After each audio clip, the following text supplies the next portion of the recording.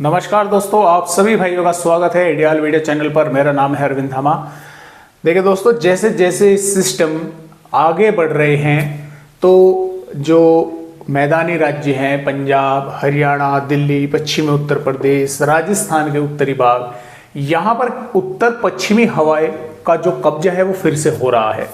आपने देखा होगा कि पंजाब हो चाहे हरियाणा, पश्चिमी उत्तर प्रदेश हो, उत्तरी राजस्थान हो, यहाँ पर उत्तर पश्चिमी हवाएं फिर से चलने लगी है, क्योंकि ये जो सिस्टम है ये इस समय बिहार के आसपास के भागों पर जो है पहुंच रहा है। और जो इधर डिप्रेशन बना हुआ है इसके ट्रैक में लगातार फेरबदलाव हो रहे हैं, लेकिन अभी फिर जो है ये गुजरात के भागों की तरफ आगे बढ़ रहा है। लेकिन अब जैसे जैसे गुजरात के भागों की तरफ आगे बढ़ेगा तो ये सिस्टम भी कमजोर हो जाएगा, लेकिन इसके कारण गुजरात, महाराष्ट्र और राजस्थान, पश्चिमी मध्य प्रदेश के भागों पर बारिश होने की संभावनाएं हैं। हालांकि 1 नवंबर में पश्चिमी मध्य प्रदेश के कई जिलों पर भारी बारिश की संभावनाएं बन चुकी हैं।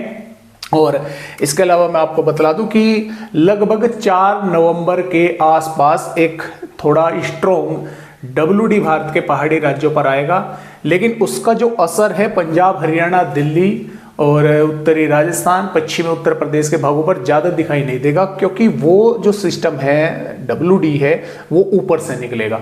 लेकिन उसके कारण एक सर्कुलेशन जरूर पश्चिमी पंजाब या उत्तरी राजस्थान के भागों पर बनेगा।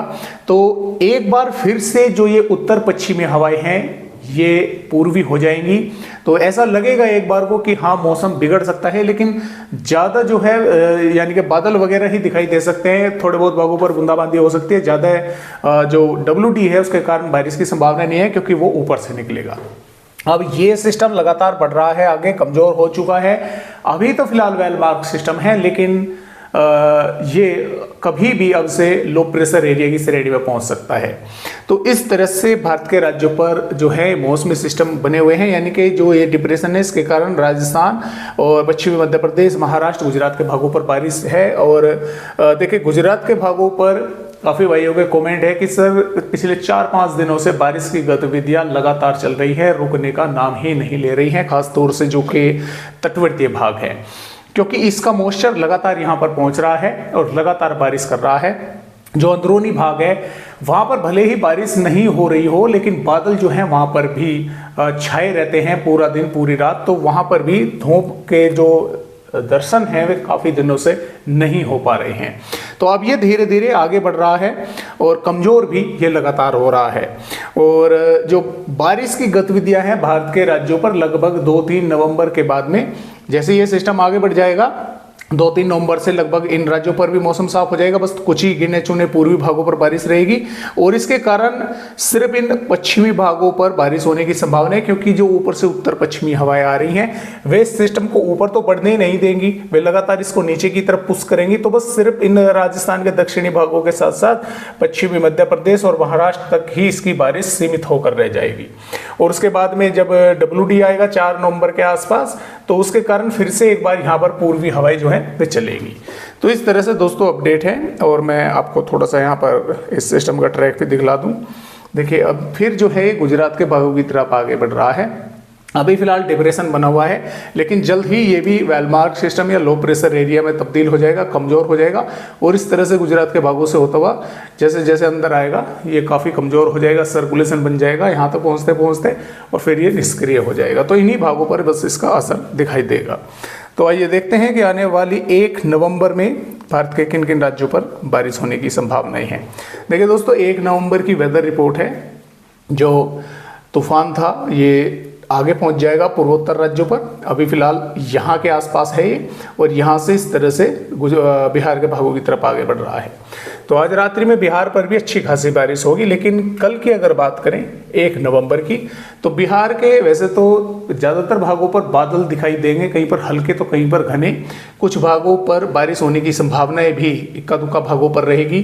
किशनगंज, अररिया, पूर्णिया, पटना, वैशाली, गया, दरभंगा और बबुआ, रोहतास के आसपास के भागों पर, पश्चिमी चंपारण, पूर्वी चंपारण के भागों पर, लेकिन ज़्यादा बारिश के आसार जो हैं 1 नवंबर में यहाँ पर नहीं है।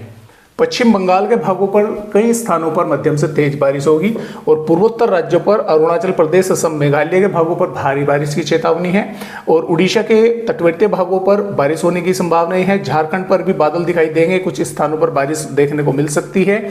इधर दोस्तों छत्तीसगढ़ के दक्षिणी भागों पर दंतेवाड़ा, बीजापुर, सुकमा, कोंडागांव, नारायणपुर के भागों पर भी कुछ थोड़ी बहुत बारिश की गतिविधियां देखने को मिल सकती है। मध्य से उत्तरी भागों पर लगभग मौसम ड्राई रहेगा, लेकिन कुछ भागों पर बादल दिखाई दे सकते हैं। हो सकता है उत्तरी भागों पर थोड़ी बहुत बूंदाबांदी भी हो जाए। और इधर महाराष्ट्र की अगर बात करें, अकोला, वाशिम, वर्धा, नागपुर, भंडारा, गोंदिया, गढ़चिरौली और जलगांव, धुले, नासिक के आसपास के भागों पर, इधर मुंबई, पुणे, ठाणे के आसपास के भागों पर बारिश होने की संभावनाएं बनी रहेगी और कुछ भागों पर जो उत्तरी भाग है यहाँ पर मध्यम से तेज या जोरदार बारिश होने की संभावनाएं रहेगी। अब देखिए दक्षिणी राज्यों पर कोई मौसमी सिस्टम नहीं है, ये भी ऊपर है, ये आगे निकल चुका है, तो यहाँ पर कर्नाटक, केरल, तमिलनाडु, रायल सीमा पर लगभग मौसम साफ रहेगा। हालांकि कुछ भागों पर थोड़े बहुत बादल दिखाई दे सकते हैं। उत्तरी आंध्र प्रदेश पर भी बारिश देखने को मिल सकती है।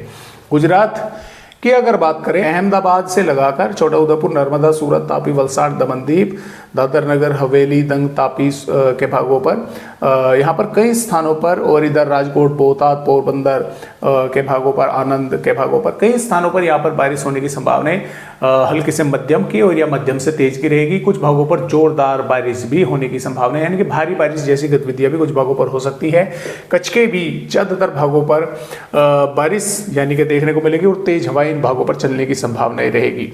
पश्चिमी मध्य प्रदेश की अगर बात करें, नीमच, मंदसौर, रतलाम, उज्जैन, धार, अलीराजपुर, बड़वानी, खरगोन, बुरहानपुर, बैतूल, भोपाल, विदिशा तक जो है यहाँ पर बादल रहेंगे और बारिश होने की संभावना कुछ भागों पर रहेगी। खास तौर से जो भाग पश्चिमी मध्य प्रदेश के गुजरात से सटे हुए हैं दोस्तों, उन पर मध्यम से तेज या भारी बारिश होने की संभावनाएं हैं।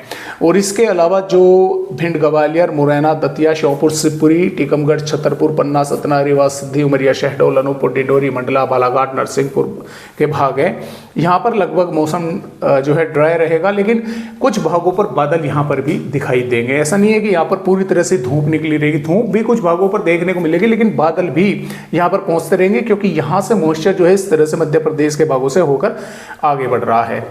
राजस्थान पर भी उदयपुर, डूंगरपुर, बांसवाड़ा, भिलवाड़ा, बूंदी, कोटा, बारां, झालावाड़, सलूंबर के भागों पर बादल दिखाई देंगे। कुछ भागों पर थोड़ी बहुत बारिश उदयपुर, डूंगरपुर, बांसवाड़ा, प्रतापगढ़, सलूंबर के आसपास के भागों पर देखने को मिल सकती है। ज़्यादा बारिश के असर राजस्थान के भागों पर भी नहीं है, लेकिन फिर भी कुछ एक दो जिलों के गांव या शहरों पर थोड़ी तेज बारिश हो सकती है।